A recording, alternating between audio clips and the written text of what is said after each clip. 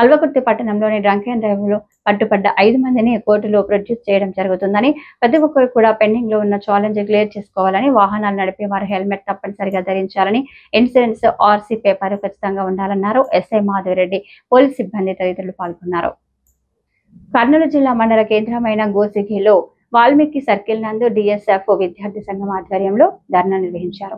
ఈ కార్యక్రమాన్ని ఉద్దేశించి డిఎస్ఎఫ్ జిల్లా అధ్యక్షుడు ధనాపురం ఉదయ్ వినోద్ మాట్లాడుతూ, కోసిగి మండలంలో విద్యారంగ సమస్యల పరిష్కరించాలని, అలాగే హాస్టల్లో నెలకొన్న సమస్యలు కూడా పరిష్కరించాలని, కోసిగి ప్రాంతంలో అదనంగా హాస్టల్ ఏర్పాటు చేయాలని, అలాగే డిగ్రీ కళాశాల ఏర్పాటు చేయాలన్నారు.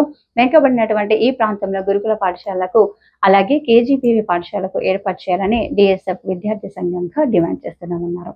విద్యార్థుల హక్కులను హరించే జీవోను తక్షణమే రద్దు చేయాలని, ప్రభుత్వ ఉత్తర్వులు ప్రజాస్వామ్య విరుద్ధమేనని తక్షణమే ఇచ్చినటువంటి సర్క్యులర్ ను వెనక్కి తీసుకోవాలని రాష్ట్ర ప్రభుత్వానికి డిమాండ్ చేశారు.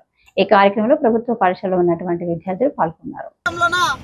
దాదాపుగా హాస్టల్ గానీ, డిగ్రీ కళాశాల గానీ, ప్రభుత్వ జూనియర్ కళాశాల గానీ, అందులో పనిచేసేటువంటి లెక్చరర్లు అయితేనేమి, విద్యార్థులకు ఏవైతే మౌలిక సదుపాయాలు ఏర్పాటు చేసుకున్నట్లున్నారో, ఈరోజు విద్యాశాఖ మంత్రి నారా లోకేష్ గారు కూడా ఈరోజు ఒకసారి కోసిగి ప్రాంతాన్ని రావాలి, ఇక్కడ ఉన్నటువంటి విద్యార్థి సంస్థలు ఏమనేది తెలుసుకోవాలి, ప్రజల సమస్యలు తెలుసుకోవాలి.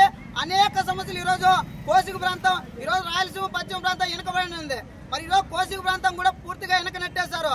ఇక్కడ ఉన్నటువంటి జూనియర్ కాలేజీలు అయితేనేమి, డిగ్రీ కాలేజీలు అయితేనేమి, ఈరోజు కేజీబీవి కానీ గురుకుల పాఠశాలలు అదనంగా ఏర్పాటు చేసి ఇక్కడ ఉన్నటువంటి విద్యార్థులకు న్యాయం చేసే విధంగా విద్యాశాఖ అధికారులు చూడాలని మేము డిఎస్ఎఫ్ విద్యార్థి సంఘంగా విన్నవిస్తాం.